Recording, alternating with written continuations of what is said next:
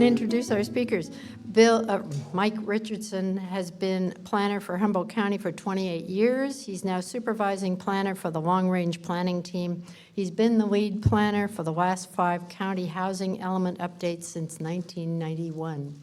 So you can feel free to ask him any questions regarding why on earth did the county do this? And please do. This is a forum you can ask questions and try to find out what's going on. David Loya, who is going to arrive ultimately. He's Director of Community Development for the City of Arcata, and Community Development oversees the housing, economic development, and planning.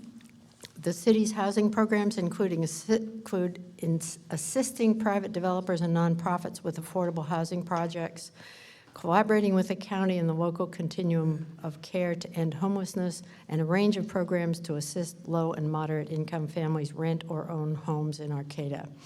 And Arcata's been very active. So again, he can share a number of viewpoints of what's going on and what's coming down from the state level in the push to incorporate more housing. And Nezzy is board president of the nonprofit Affordable Homeless Housing Alternatives, AHHA, whose vision is that everyone has a human right to a safe and legal place to live. AHHA's mission is to provide information, education, advocacy, and policy development for affordable housing with the homeless in Humboldt County. AHHA facilitates the implementation of these alternative models by networking with private groups, nonprofits, public agencies, faith-based organizations, and individuals, and works with manifesting a true continuum of housing in Humboldt County. That's beautifully put. If we could only get it done. Okay. Okay, Michael, your turn. You each have about 4 minutes. Okay, thank you. Michael Richardson. I'm a supervising planner with the Humboldt County Planning and Building Department.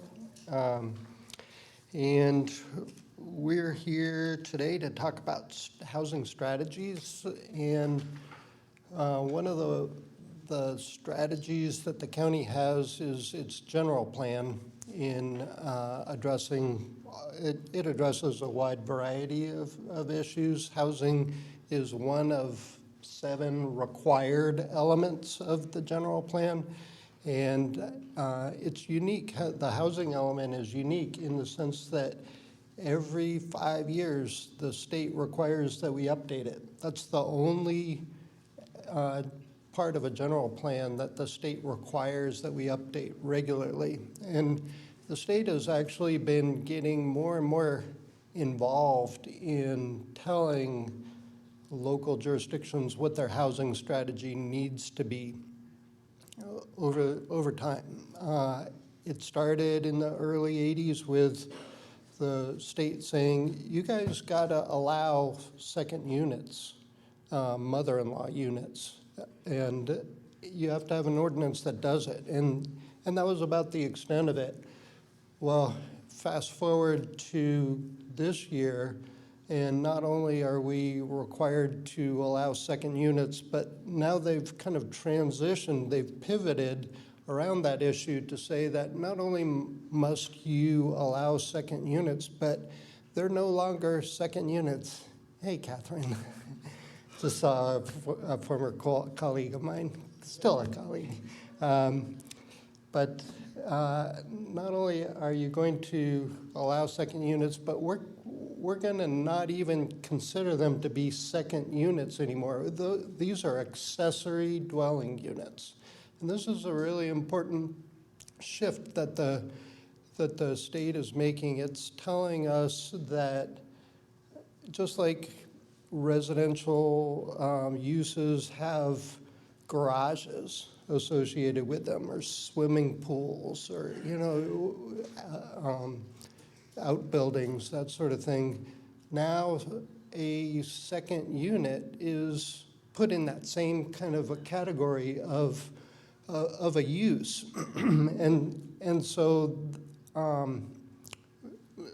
in evaluating what the county needs to do in order to keep up with these new requirements, we're required to look at second units in a different way than we ever have before. Before, there was always this question, well, you know, we're talking, this is a single-family residential zone, and there's all of these expectations about what this zone district, what this neighborhood is supposed to look like. And we were allowing these second units, and the state was telling us we had to do it, but we were worried about the impacts on the neighborhood. You know, you're effectively doubling the density in theory. In reality, that didn't happen.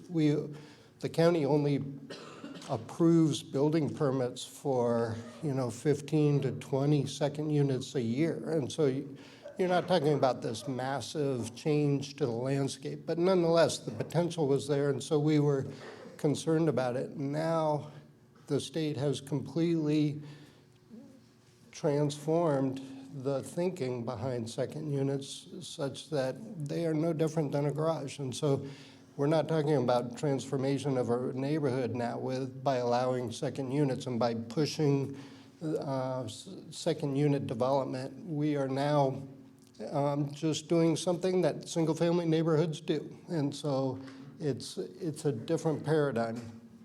And so that's one of the things that the state has done recently that we are now catching up with this housing element. This housing element is kind of in its, I wouldn't say it's infancy, but it hasn't been approved yet, obviously.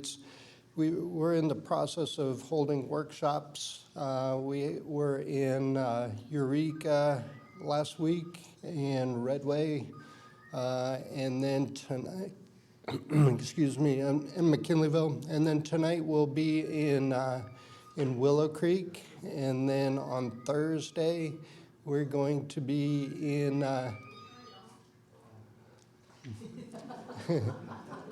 You had a question? Yeah, I do have a question.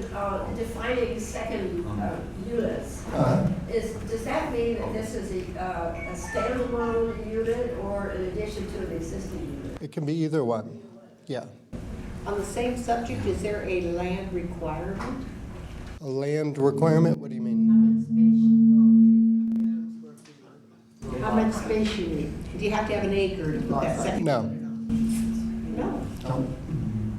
I know the answer to that is 4 units per acre. Oh.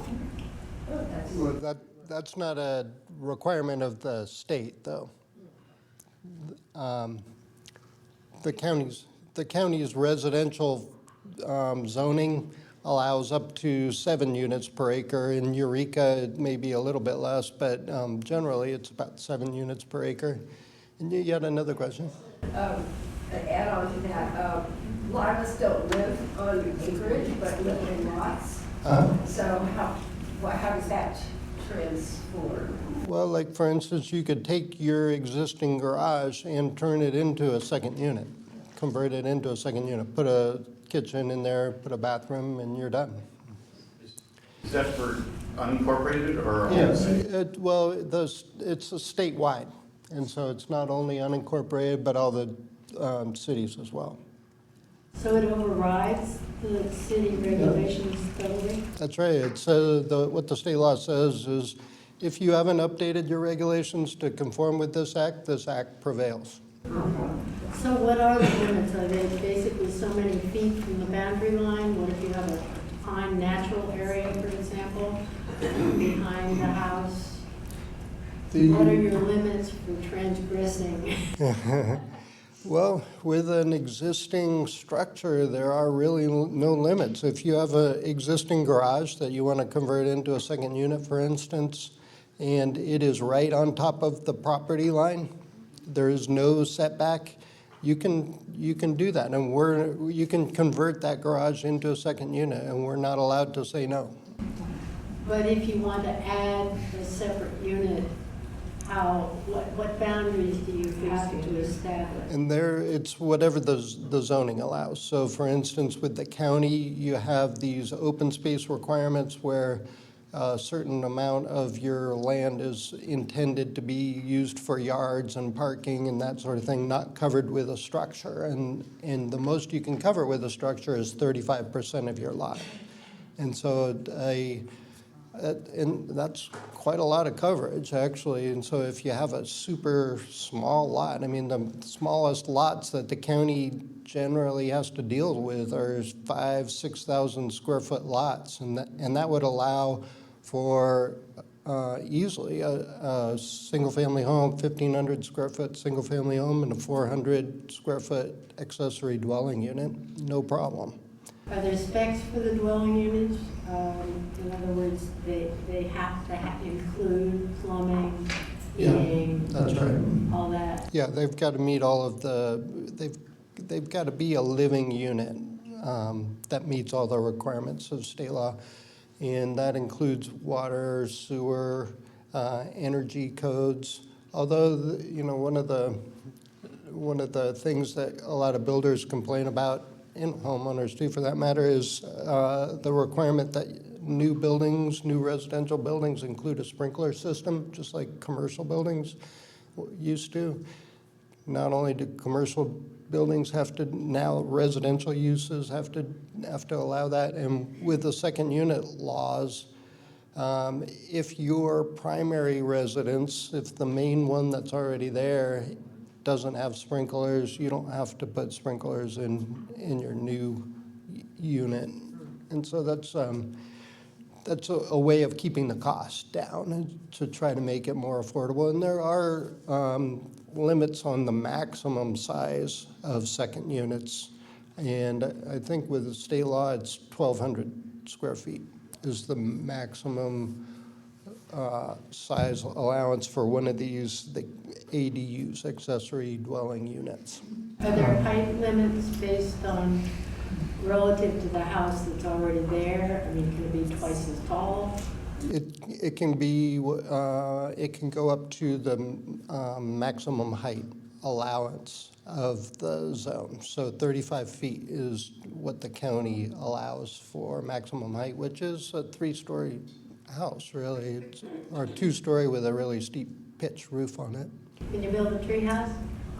A tree house, that is kind of pushing the envelope a little bit there.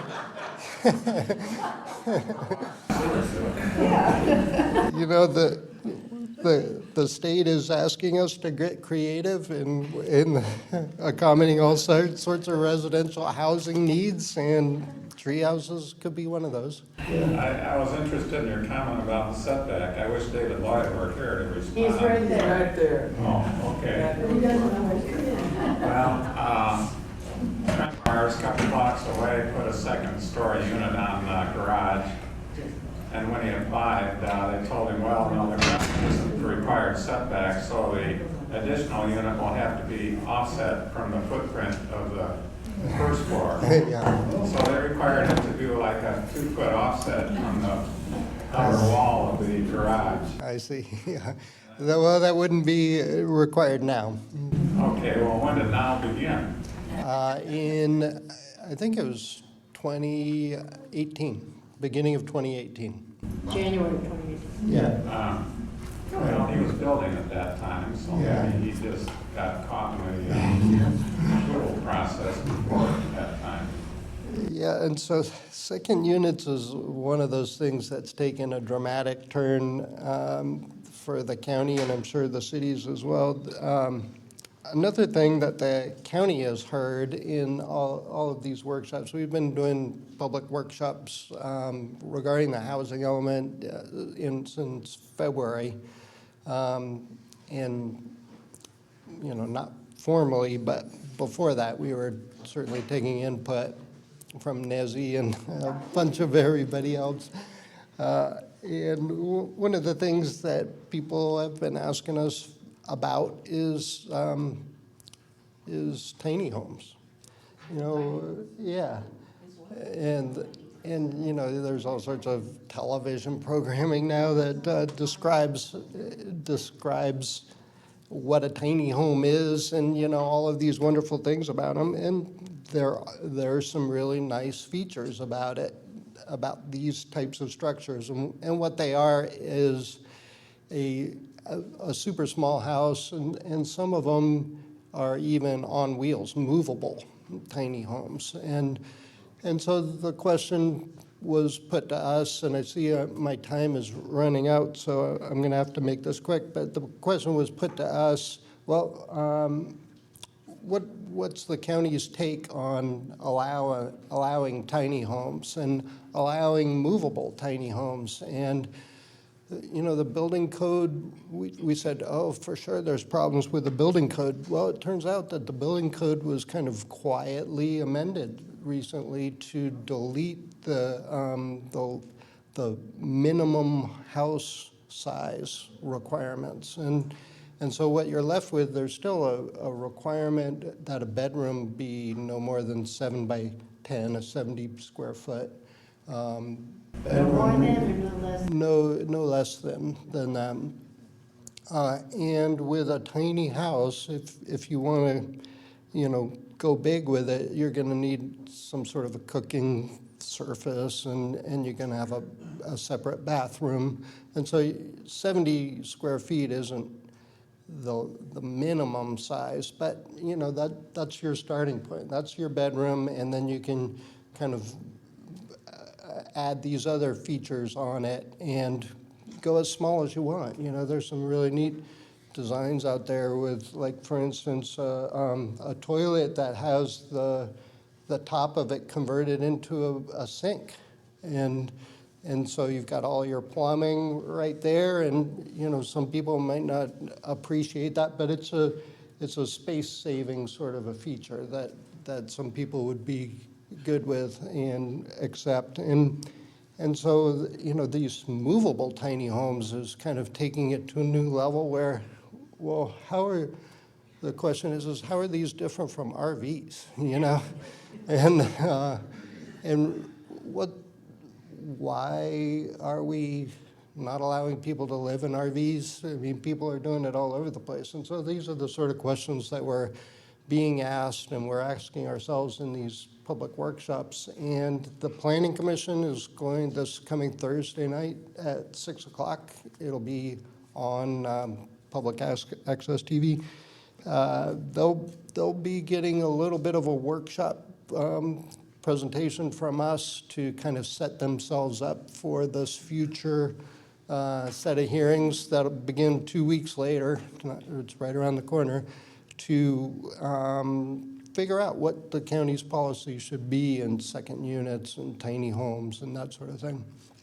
When you set up a tiny house, if you do, and it's authorized and the specs on your house, do you have to hook in then the plumbing as if you're at a campground? In other words, you set up a pad on your lot, and you can put the tiny house there, hook up the plumbing and so forth. Or are we also able to use non-water toilets these days? Like a composting toilet.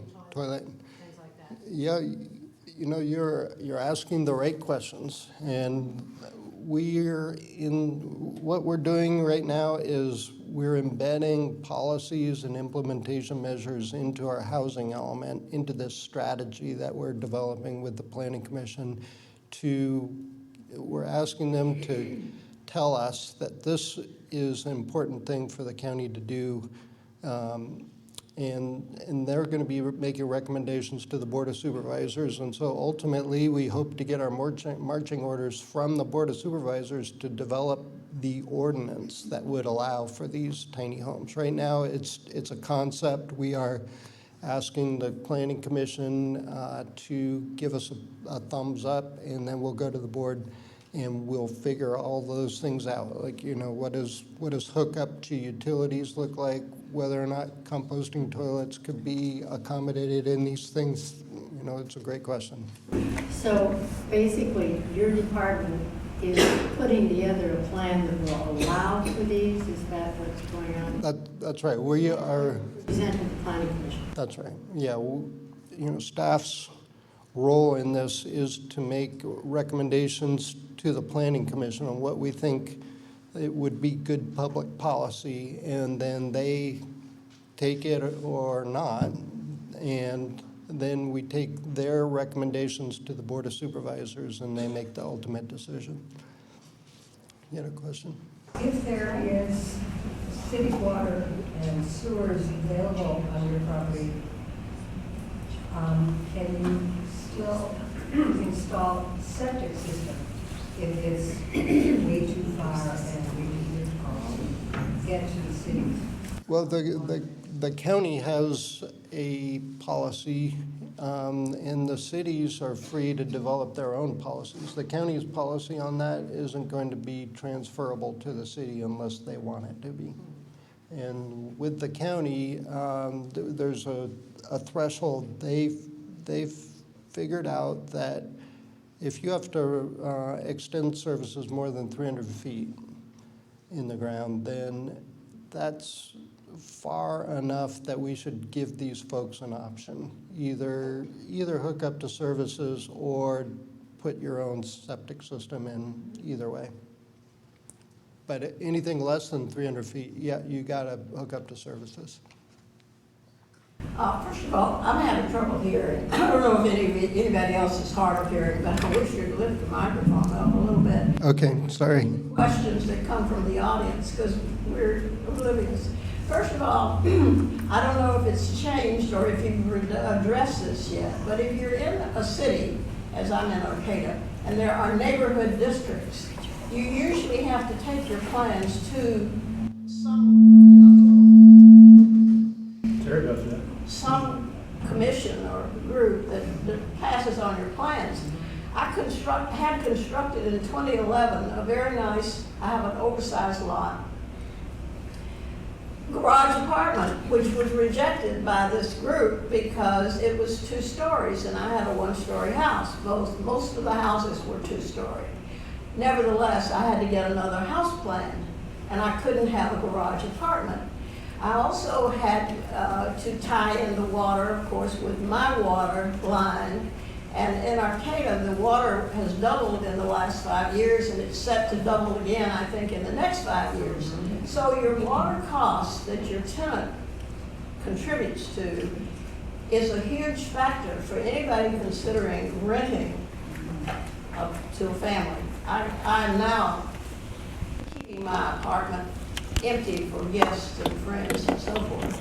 But it turned out that all the regulations that I had to go through because of the fact that I'm in this neighborhood district really limited the suitability of having a second family occupy the same lot.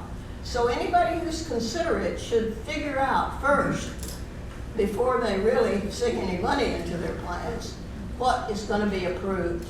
I really urge more than I did in the way of investigation ahead of time. Yeah. Well, to repeat, did everybody hear the comments? The comments were that we should basically do more investigation to find out whether or not our plans are going to be approved before we sink a lot of money into actually getting it permitted. And I would say that the new state law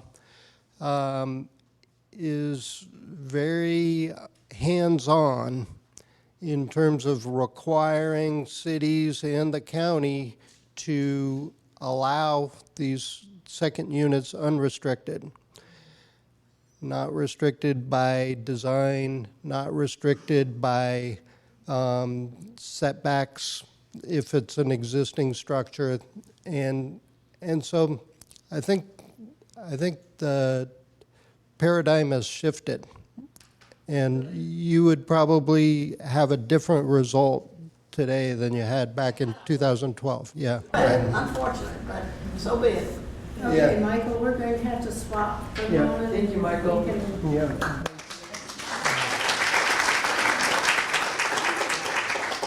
David, you're next. I'm next? You're next. Okay. Should I? Yeah. Okay. Good afternoon, everyone. My name is David Loy. I'm the Director of Community Development with the City of Arcata. And it's a fascinating job. Among other things, I get to work on housing policy, which I intuit I'm here today to talk to you about City of Arcata's housing policy. So just real quick, you guys have been sitting here for a while. Let's move our arms a little bit. I'm going to ask for a poll, and I'm going to relate this poll to some things that are going on, with the Census Bureau right now. So how many folks are from the greatest generation? Born before 1945. Okay, so you guys are otherwise known as the silent generation, but I'll refer to you as the greatest generation. How many folks are boomers before 1965? Okay. How many folks are Gen X? Okay. So did you want to kind of raise your hand? Gen X. Okay, we have a couple of Gen Xers. There's something miraculous happening statistically in our population in the U.S. right now that isn't mirrored in Humboldt County. Basically, throughout most of history, demographics have been shaped kind of pyramidally. You have a lot more young people than you have older people. But due in part to modern science, modern medicine, folks are living longer. Due in part to large increases to the natural population through births in the greatest generation and baby boomers, we've had a huge influx of people who are now changing that pyramid into more of a square. So now we've tapered off at the bases. We're not continuing to have more and more and more children, which would maintain that pyramidal structure.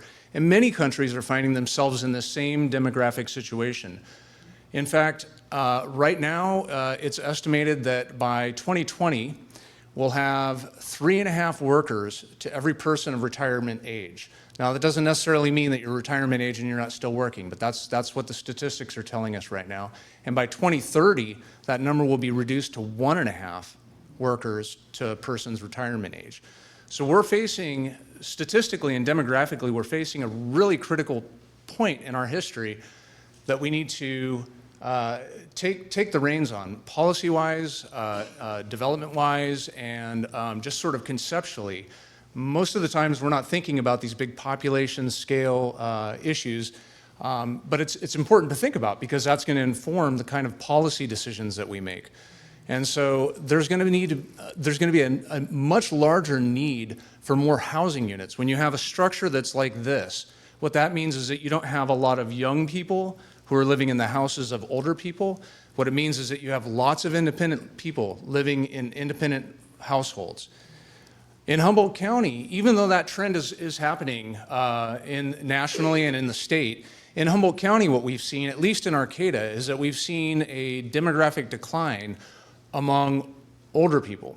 And so in these categories where the greatest generation and baby boomers are now aging into in this structure that I've described, this pyramidal structure going horizontal,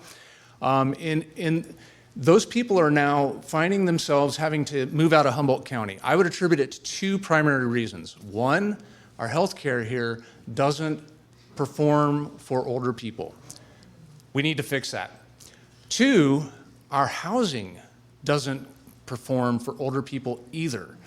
We have a number of people who have lived in their single-family homes for decades and decades, and now they're looking for ways to scale down. We haven't done a good job in Humboldt County preparing for this to happen. It's time that we change that.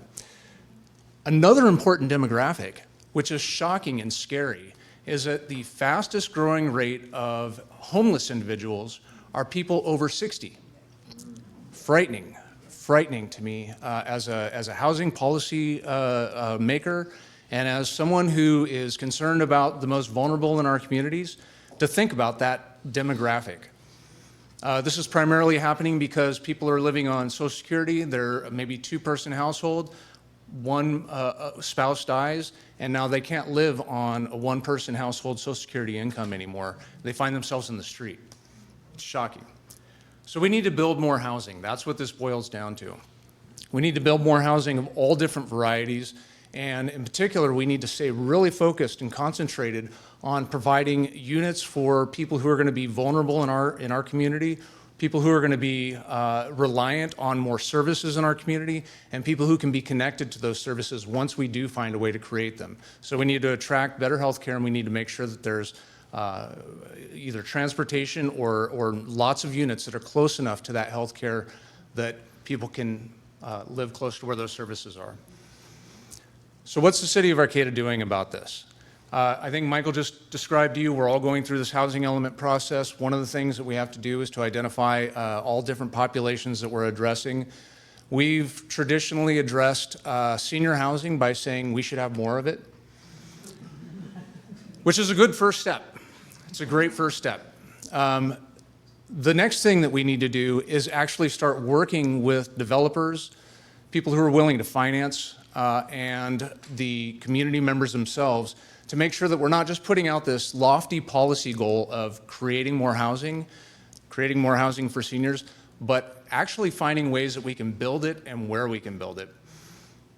In the city of Arcata, we're kind of constrained by our city boundaries and by our policies. We don't want to spread into the forests. We don't want to go down into the bottomlands. We want to preserve those as agricultural areas or as forest lands, as natural resource areas. And so what the city's doing right now is embarking on what we're calling a strategic infill redevelopment plan.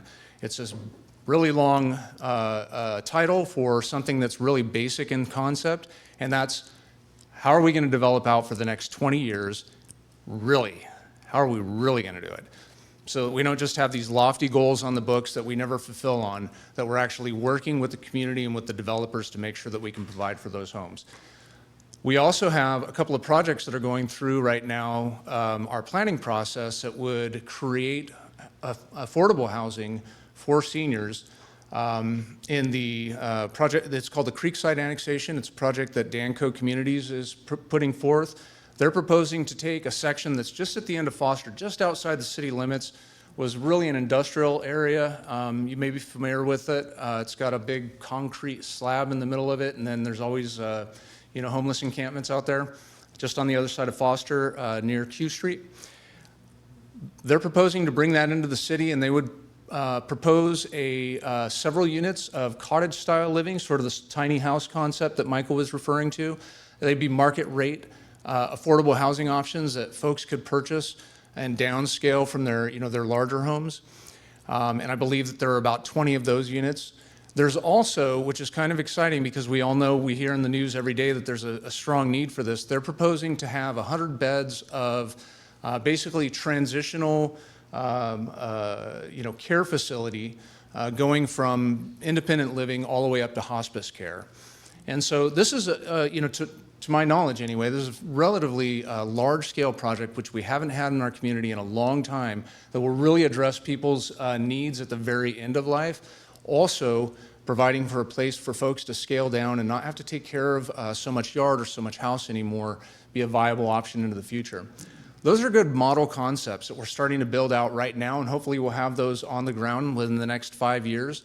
But with our planning efforts, we really need to focus and concentrate on, I would argue, infill development and making sure that the projects can conform to the needs of many different community members, seniors, homeless, folks who are earning less than 80% area median income, as well as folks who are in the median or above median. So that's kind of what we're doing, and I think we're a little over time, so I'll stop there and answer any questions you might have. Yes? I don't know how to word this, but I'm the greatest generation, and I'm sitting in a house that is, I know I'm going to have to give up almost an acre of land around it. Mm-hmm. But I'm living in this la-la land of someday I'll know when to do what, and it'll be there, which is crazy. Yeah. How do I become involved in saying in 3 years, provided my health and everything stays the same way, can I have a word on where I'm going? I don't want to wait till that day of, oh my God, what do I do now? Is there any kind of a plan for in either my input or, you know what I'm saying? Absolutely, yeah. And I didn't mean to agree with you so quickly on you're crazy. You said that and I said right away, yes. I didn't mean to do that. Yes, absolutely. The public process on our infill planning will be going on between now and the next 2 years. We're also starting our housing element cycle, which, as Michael described, is a very outreach-rich experience. And so if what I understood was, how do I start planning for what I'm going to do with my property? And I think that, if you have property that's either in the county or the city of Arcata, and you want to look to, what can I do with it? Let's start talking now. If you get in touch with your planners and let them know, hey, I've got this, I want to make sure this is incorporated in your planning process. Make sure that they know that you're interested in that planning process so that you can be on a notifications list. That would be my suggestion. I'm also in Arcata, and I'm pretty much a carbon copy of you, There's a lot of us out there. because my house won't be paid off till I'm 82, and that's just ridiculous. Right. It's eating up my pension. But I live in Windsong, and there's CCRs that came with it. And I would love to section off this one portion of my house into a little apartment, which of course is everywhere in Arcata. And I see around, I think some people have done it, but I wonder if those CCRs are legally binding. That's a really good question. CC&Rs are a civil contract that the developers brought forward because they wanted to make sure that whatever their vision was for the property would continue into the future. And as Michael had pointed out, state law has changed such that you are, by right, allowed a second unit with some few exceptions. I would suggest that, in your situation, you might try and talk to the homeowners association if there is one, and I don't think Windsong has one. And otherwise, it's up to one of your neighbors to take you to court to try and enforce those CC&Rs if you put in a second unit. I'm not going to give you legal advice, but the city supports second units. Okay, and so then also with those units, because Paul Patino had told me about that area that is proposed around Foster. I mean, 20 little cottages isn't that many for as many of us are in that situation. There's no condos that you can downsize to. You hit the nail on the head, and I think that the cottages are cute. I think the tiny house movement is cute. It's really a way that speaks to an individual's capacity to purchase. And so if you can buy a tiny home for $60,000, or as Nezzy may describe to you, much, much cheaper, that's great for you. But when it comes to connecting all those units together and making sure that you're providing for all of the community, I think that larger scale infill development with condo opportunities are really the way to go. And that'll be part of our discussion in the infill plan. I'm interested or concerned about the elevation and climate change and rising tides. So the building that you talked about with those units, what is the level on those? Those ones would be out. Okay, so the question was, Sarah, what about climate change and where we're planning? 100% agree with you. Everything we do in the future has to at least be advised by what we're learning about climate change, and it's really important if you're investing in people's homes, that's a major investment for them, and they need to make sure that it's going to be there for the long run. And so all of our planning efforts really do take into account not just sea level rise, which is one of the biggest things that threatens Arcata, but many other climate realities as well. The one other thing I'll say to that is that, every time there's a climate disaster, whether it's, hurricanes back east and in the south, or whether it's, the snow bomb thing, the tornado, you know what I'm talking about, or fires in the west, people say, oh, we should never build there again. You see, climate's changing and you shouldn't build there again. And the message that I want everyone to take home with them today about climate change is it's a global phenomenon. You don't have to agree that it's caused by humans, but we all recognize climate is changing. We need to take that into account. And so the idea isn't don't build, the idea is learn to build smart. Jane? Are we putting in provisions for fire-resistant building into our building codes so that Yes. we don't put any more wood shingles on the roof and things of that nature? I believe that is in the works. But it doesn't exist yet. No, I think it's in the works. Yeah, I think it's in play now, and I think that they're thinking more about it in building code.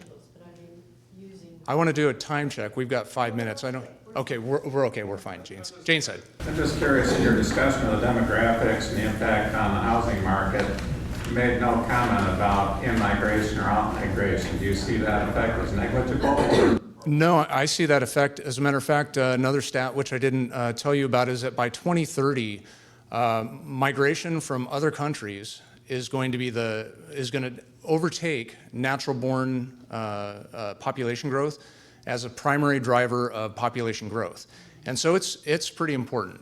And I think that for an area like ours as a microcosm, what you're going to see is that because of these climate change realities elsewhere, we're going to have an influx of people moving here because we have a more temperate climate that's not going to be as dramatically affected by climate change. That's a good point. No scope or estimate of that, no specific response to it or anything. For what we're planning on doing, I think we need to plan for much, much higher rates of population growth in Humboldt County than we've traditionally seen. One of the problems with planning is we're often looking backwards to tell us what the future is going to look like. And the world is just changing dramatically and quickly, and we need to project forwards. Even if we're wrong, we have to make some good projections forward. You have questions on the other side of the... In terms of policy change, and in Arcata, since that's where I live and know most about, is there any consideration for the changing the utilization of some that's zoned for agriculture within the city that is close to schools, transportation, and everything else, and it's not even being farmed, but it's still zoned agricultural, and it's not, it doesn't seem right to me. Yes. And in addition to zoned agricultural, it could be industrial, it could be even residential, and it's not being utilized. So I'm saying, is there any way through modification of policy that you could nudge or something the owners to use it for housing? I just don't understand that. Yeah, you and I, we think alike. Great minds think alike. So that's why I'm saying, it's like the elephant in the room. Nobody wants to, because everybody can find out who owns property. I live across the street from a property that is not being used or maintained. I have written to the owner, no response. It's just ridiculous to me for this to happen, and nobody says anything about it. Our biggest assets in I on it and say, Joe Blow owes this, but he won't do anything with it. Yeah. Our biggest, I won't speak directly to that property, but I will tell you that our largest assets in Arcata are some of our worst looking properties, because that's opportunity to me. When I drive down K Street, sometimes I feel bad about saying this because I love Arcata, but when I drive down K Street, I see just opportunity in how terrible it's built out right now. I mean, and so yes, I think ag lands, former industrial lands, I think, inappropriately built out residential lands that can be upzoned, all of those things are going to be on the table, and I'll let you be my firebrand for converting ag lands. Well, it really should be addressed before you start building 4-story buildings. You should look at the stuff that's right there that's waiting to be used. It's good input. Yeah, I manage the Arcata Library, and also that's a prime destination if you want to see what's going on. We don't need to talk about global immigrants. We have fire-related people coming to Arcata from inland, coming to the coast, and camping in various places in Humboldt County and coming to the public libraries with their children because they don't know where else to go. And combined with that are a lot of women who are homeless, who live in their cars, who look perfectly normal, but they are in that category that they're by the grace of God goes anybody. And of course, then we have all the unsheltered people who aren't getting the mental health services that they need. And so librarians end up dealing with, 2 of us with all of this stuff happening societally. Yeah. And whatever you can do is greatly appreciated as fast as you can do it. I wanted to ask you if you have been aware of the Eugene, Oregon these hoop houses that made the news recently. I am. First, I want to say thank you for your service, because you're absolutely right. I think librarians are taking a huge brunt. Thank you.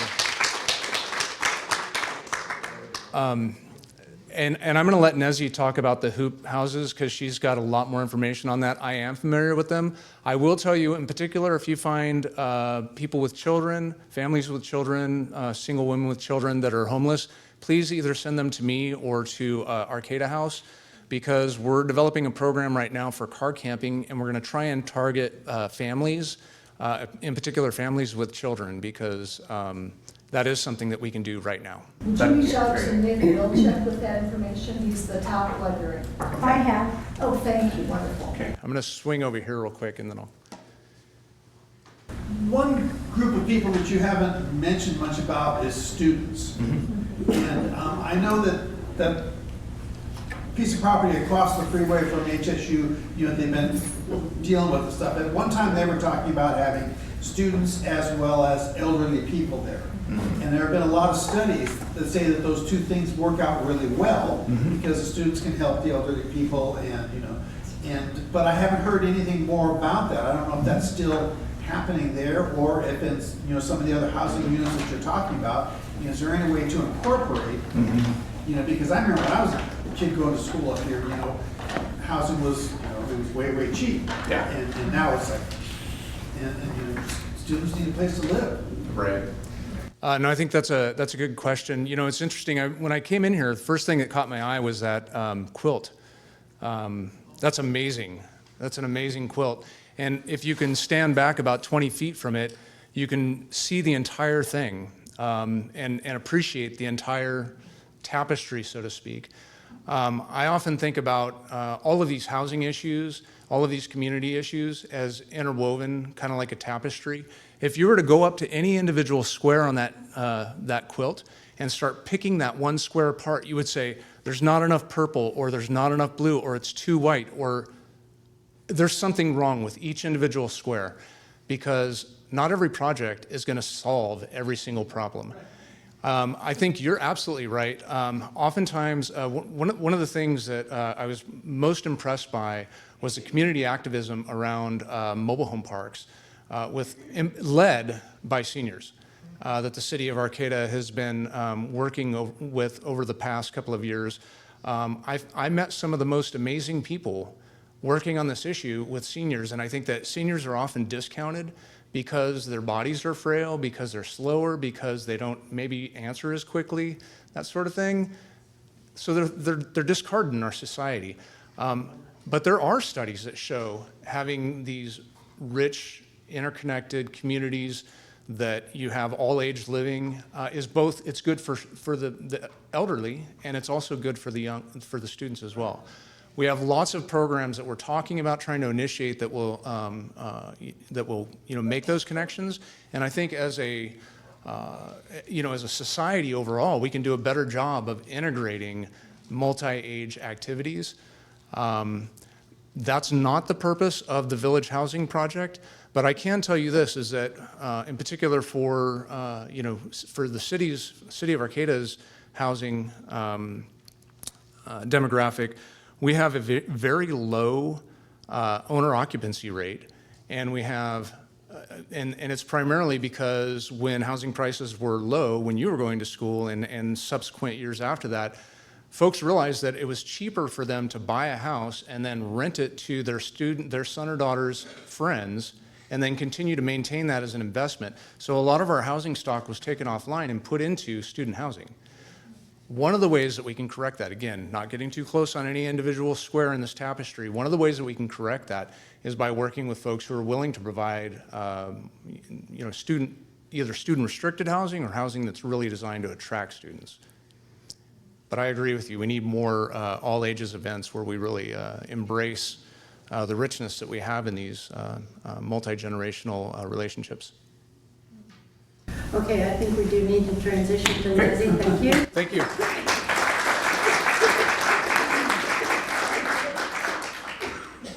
I have, I have some handouts. They're not exactly the same. Just they can go. I didn't know there'd be this many people. Really? I'm Nezzy, and I've been working in this area for a long time. I started really organizing around homelessness back when the Occupy movement happened, because the public face of Occupy became homelessness. It was an inclusive movement. People were gathered. It became problematical because it was in front of the courthouse and people came and went, and then it was really a sensitive issue, and we came up with an urgency ordinance to keep people from gathering in the public commons, which was then a human rights issue, and it sort of spiraled into spending a lot of time going before public bodies and the organizations that provide services and support, like the Housing and Homeless Coalition and the board, to say that what we're doing isn't working. And so then we started exploring housing and other options. What could we do? Because people just didn't have a place to go. And we've been through a lot of iterations here in recent times in Humboldt County with how we handle the issues around homelessness. But we had the very visible manifestation of that a few years back with the Palco Marsh population growing to about 400 people living there. And that was actually something that was planned because people had an option either to go there or to get arrested. And so they kind of formed this large conglomeration. And they were told it was okay. They would be there until they found an alternative place for them to go. As it turns out, there were no alternative places for people to go. And on May 2nd in 2016, the capable ones had gone by then, about 200 people, but there were still about 200 people that were left and were pushed to the streets with no place to go. And so the alarm and the fervor and the push towards alternatives for shelter and housing among the general public has been at a very high pitch in the last few years. As David explained, we got here because we haven't invested in housing as a nation since the late 70s or early 80s. And we've lost tens of thousands of units of public housing every year, and we don't invest in public housing anymore at all. So in about the 1970s, the government sort of turned housing over to private investment, to realtors and so forth. So we, as a community, are now impelled to provide some kind of a response that can deal with that. And the area that I spend a lot of my time in, and the people that I spend a lot of my time with, are the folks that are outside on the street. And they don't meet any of the mandates for the housing that we do have, the affordable housing, some of the housing programs, because you have to meet certain qualifications, even though we have what's called a Housing First policy, or it's a concept, it's not a real program, but it's an idea that you want to put people in housing first and then decide what they need by way of services and support, because a breathalyzer test or testing you for what kind of issues you have or your mental health should not be anything that keeps you from getting into housing, because we believe, in my organization, Affordable Homeless Housing Alternatives, that housing is a human right. And we have the belief in our care system that, we have a continuum of care, right? And all continuums of care should be able to take care of people from one day to life, given the circumstances of what happens to people, just in the fact of being born and alive and on the planet. We don't really have that. Some states do. You get back on the East Coast, you find that much more than you do on the West Coast. But what we're trying to do with Affordable Homeless Housing Alternatives, and we're trying to push our county to do and our cities to do, is to think of housing as a continuum of housing, and that it should have multiple entry points. There should be ways that people can be safe, warm, and dry, and stabilized so that they don't have to be on the street and being pushed from one place to another as they are by our law enforcement and other sources. So that means, and I want to just say one plug for Michael and the long-range planning folks. 19 pages of goals and policies and standards and implementation measures that they're recommending to the Planning Commission this coming Thursday. And in it is reflected a lot of the things that we've been asking for and talking about in terms of that multiple entry point for people that actually will allow them access to being sheltered. And so people should be able to, if they have no other resources, at least have a safe legal place to camp. That's a pretty affordable thing. For us, a tent is affordable housing. If they don't have that and they have a vehicle, they should not be penalized and have their vehicle ticketed or towed or impounded so that they then become deeper in debt and farther into poverty and farther away from getting into housing. So having safe parking, and much of it, is something that we should really be able to manage and accomplish in our communities. In addition, other forms of housing, clustered housing, or communities, villages that have a central facility that meet all the requirements of living so that you have common kitchen, shared restrooms, laundry facilities, gardens, a multi-purpose center, meeting space for meeting with family or providers, whatever, could be available in a communal setting so that people could affordably live in what in our county we would call detached bedrooms, so that they are tiny houses of the sort that we think of, because they're 80 to 100 square feet, about the size of a bedroom, but very habitable. You could have a desk and a chair and a bed and dresser and be very accommodated there. But you'd also have privacy and autonomy and a place where you could get your life together. In all of those places, the whole idea is that it's not unsupported. It's supported by having systems of support, whether it's in Arcata House Partnership, or any place, AHA or some other organization that is helping people get connected to what they need, because stabilization is the first step in being able to do anything. Our biggest supporters are Open Door Clinic and the libraries, because for the librarians, as was pointed out, it's the tacit day center for a lot of people who have no place else to go. And because, like in the city of Eureka, it really is illegal to be homeless. They've passed so many ordinances and things like the policy of no personal property in public space, that people simply cannot just be there.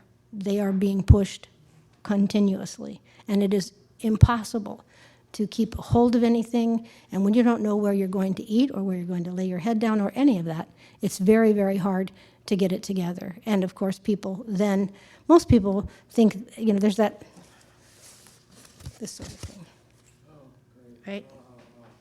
It's a very popular idea, but it's not feasible. As with our population, the vast majority of people originated here, and they would love to stay here. They're not going away. And it's that way with many communities. California has 20%, 10 people, what is it? 1 in 10 people in the country live in California. 20% of the nation's homeless 22% of the nation's homeless are in California. And our rate of homelessness is like 3 times that of any other place in California. And we're a small community, but we have an ability to provide support, yes. Why do we have 3 times the rate of homeless people? Well, if you look at some of the research that's been done, what we have in our county, which is much higher than any place else, are what are called adverse childhood experiences, which are experiences in your growing up time that cause trauma and make it difficult, or poverty, and make it difficult for you to thrive. So we have very high ACEs scores here, generationally. Does that help answer your question? Is there some reason for that? I mean, why is that endemic in our population? We are rural, and we are sort of behind that redwood curtain in some respects, but we also are always, for since the timber industry declined and the fishing industry declined, we're a community that doesn't have a lot of resources to offer people. David said, young people want to move away. They can't afford housing here. But people who don't have the ability to move away are just going to be here. And they're going to, and the other part of it is, it's not just that. Our behavioral and mental health system is broken. We don't have a mental health system. The people that I talk to that have tried to utilize it that are really having a lot of issues outside refer to it as the mental health system. I'll say that again, mental health system, because it's hard to get supported in the way that you need to. If you end up in acute care, for example, in Semper Virens, and you're from the street, you could be held there for 72 hours or whatever it is, and then you're gone, but you can't get in to see a clinician. The next time you can get an appointment to see someone or connect would be 4 months. And if you're a person that's outside, you're not even going to remember that or have that in your hands by that time, probably, unless you have a case manager or something that gives you that kind of support. And most people who are out there, we have a tremendous number of people in an area that we refer to as the gap. They don't qualify for housing programs. They don't have the resources. And none of the things that are being developed or the monies that come to this area, which often go into rapid rehousing, which is keeping people that are on the edge in housing, or emergency solutions, dollars go into rental subsidies. If you're not in housing, you're not going to be helped too much to get into housing unless you qualify for those things. And many, many people don't. So. I was going to say, I moved here from New Jersey, where I worked in a psychiatric hospital and also in the community for the clergy council. With the clergy council, I'm a clergy person. And we developed homeless shelter. And one of the critical things is that you need an address to get service. Exactly. You can't get Social Security if you can't get an address. The other critical piece was, like you're saying, not only do you not have mental health services, the critical part for us to keep the shelter going and to keep that bed there and that address for that particular person was that the community mental health center came in.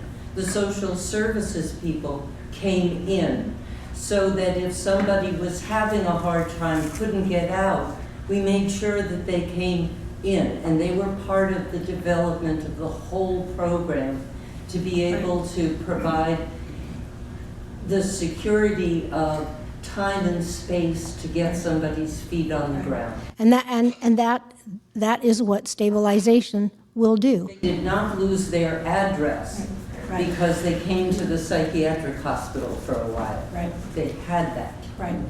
And that's a very, very important thing, and that's the first step, which is we started out thinking that we were going to be able to do tiny home villages fairly easily in this county, because we thought we could get the county to declare a shelter crisis, which they did, and the city of Eureka did as well.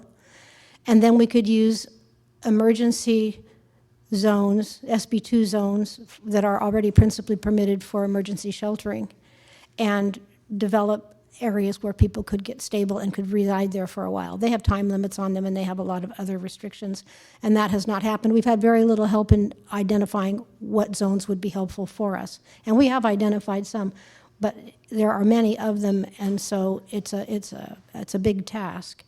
But the whole idea of being able to get into housing at all or getting stable is a huge part of that. David talked about population growth and about what I write down here, the climate change and all of that.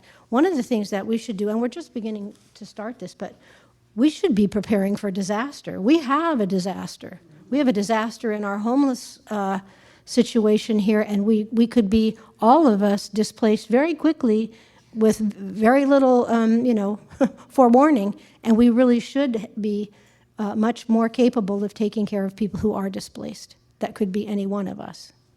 So it's really important that we think about that. And the other thing is, with the population that we're working with, there's a tremendous amount of stigma.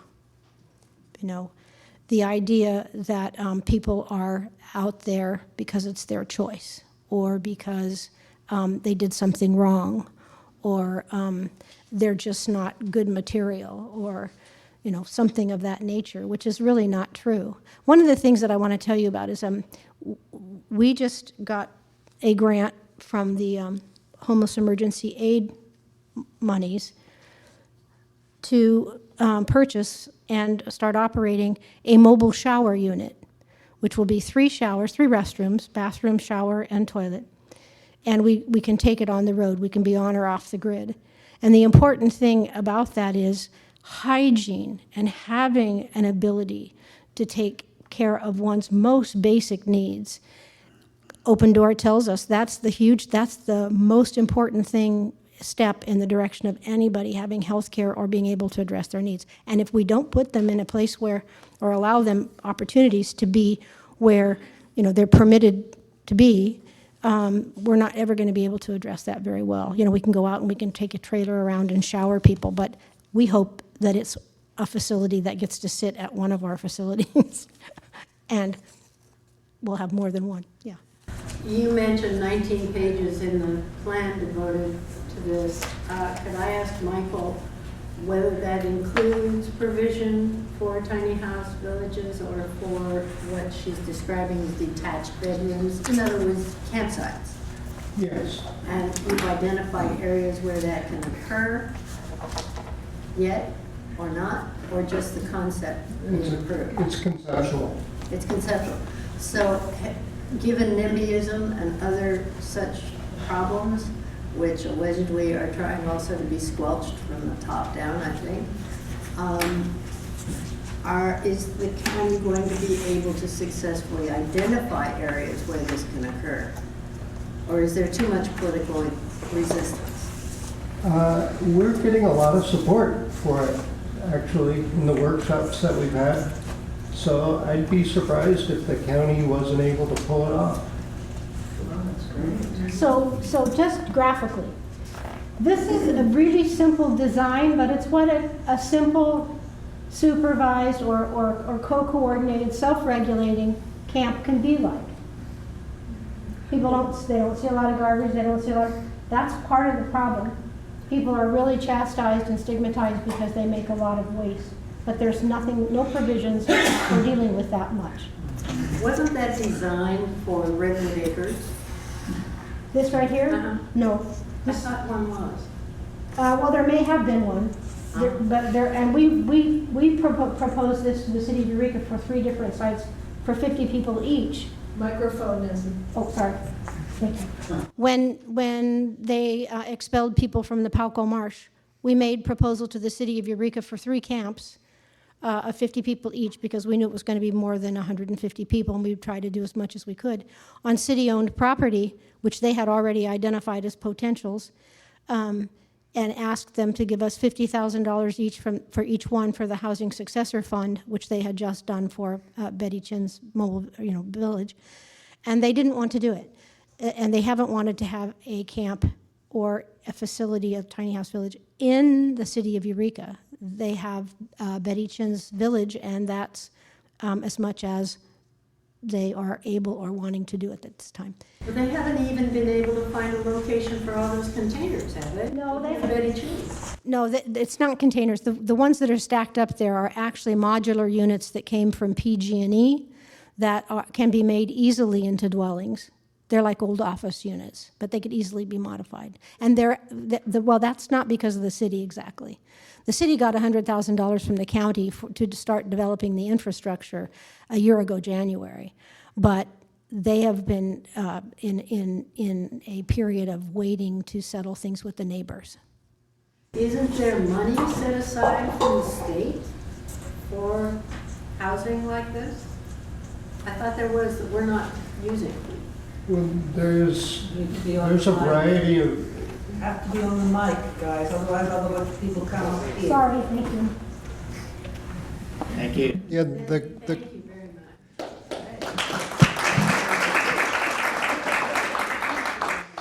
the question was whether or not there's funding from the state to support a alternative house village like Nezzy is is talking about? And the answer is yes, there is funding from the state, and there's going to be actually a lot more funding from the state. So all of the jurisdictions are ramping up their grant writing and administration expertise as we speak.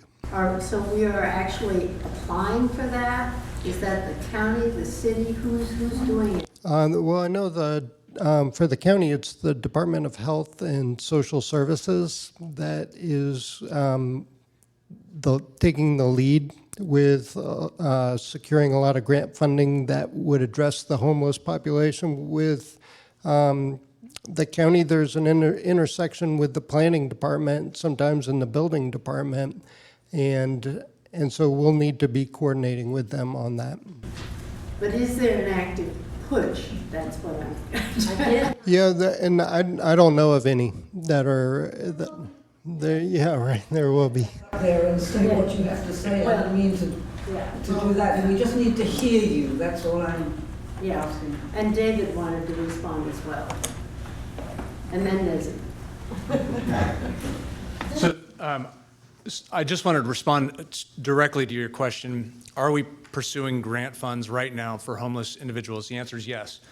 Nezzy had mentioned that AHA won a grant from the county from this, it's called HEAP money. It's, you're gonna have to help me with the acronym, but I think it's the Homeless Emergency Assistance Program.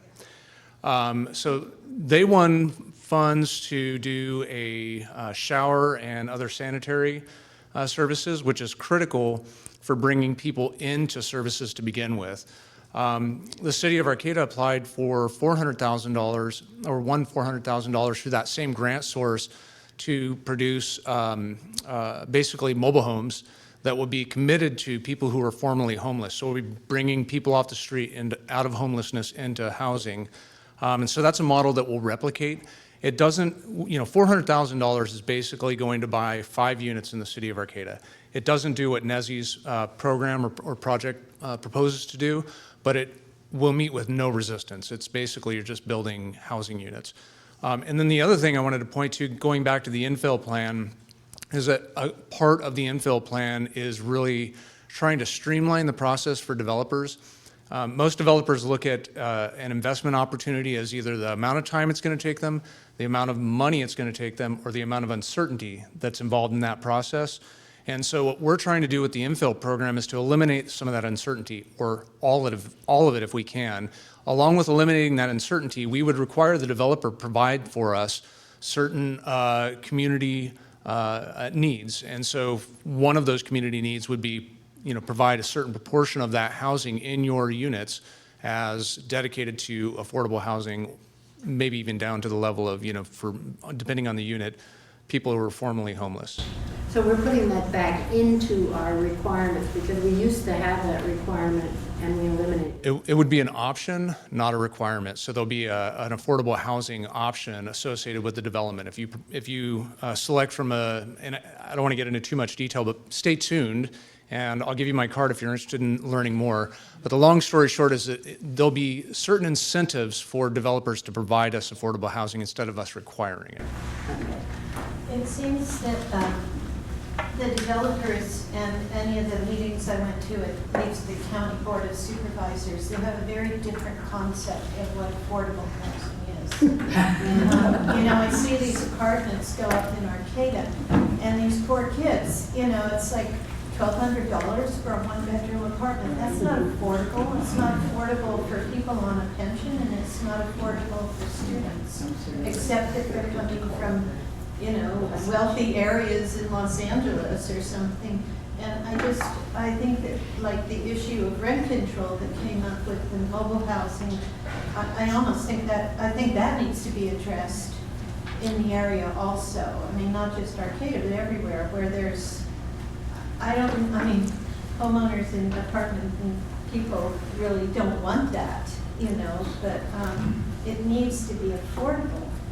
The plan I'm referring to, the program I'm referring to would require that they actually rent restrict to a certain affordability levels through a regulatory agreement. It wouldn't be an open market open market affordable. But that village project, is that going to be another one of these high rent places? Yes. In part, it would be mixed income. Nezzy's jumping out of her seat. I'm going to turn the mic back over. I just want to say one thing about affordability, okay? We do have a really skewed view of what affordability is. And even our affordable housing projects, and you guys might not like this, but even our affordable housing projects that are funded by the state are going to be continued to be utilized at the rate that they fund them and the way that they operate them as long as they continue to give money. So when you have large housing developers like Danco that can apply for, as a nonprofit, to apply for funds and can build a project like they are downtown in Eureka for, $20 million, that's a whole lot of money. And some people are going to live there quite nicely, but when you're talking about the population that we're serving or trying to serve, and those people that you mentioned that are wanting to downsize and are downwardly mobile for a variety of reasons, because healthcare and rent are the two things that are knocking everybody out of housing. And we're going to keep getting knocked out of housing. So having something that's $300 a month is even really hard for people, and I don't think people realize how many people are in that situation, and the people that we're trying to work with to provide that kind of stability in some setting. And I'd like you to come up and take a look at these if you want to. This is a transitional village. Our continuum of housing starts in the places that I talked about, but goes on into full-on permanent housing, cooperative housing, housing that will remain more affordable than housing that's just open on the market. I've got one thing that didn't get brought up at all, which is I recently lost my housing. I used to provide a lot of student housing, and I have a really beautiful large animal that's making it really difficult to find a place. And the people that I talk to, I'm just hoping that when the students leave, and I'm not trying to get a temporary situation or work in something, but the people that I talk to, their parents bought a house for them so they could get in a place with animals. And then they gave up on trying to find a place with their animal. Well, these things, so what are we doing to make a requirement where, especially with my dog's a service animal, varying levels of or whatever, but what are we doing to make it where people aren't homeless because they own an animal? And then they're and that animal's important companion, important part of their life. That's a really good question, and the three things that keep people out of shelter or housing are their pets, their partners, and their possessions. And so there isn't a provision in most programs for that. There's provisions in all of these for animals, but it's not carte blanche for everyone, and everyone's not going to have an animal. But there needs to be some way that we can be, more discerning and capable in the way that we try to provide housing and support. And one thing I can tell you is that we did enough bullying of the developer on the village that they now provide for animals, for the students and the mixed housing. So you can use the bully pulpit, even though you're limited to 2 or 3 minutes, depending on where you're going. You can push for these things. They're real. For many people, and particularly seniors, their dog may be their best companion and part of their family. I know ours is. I have a husband. He's there too. So first of all, I want to thank our presenters here.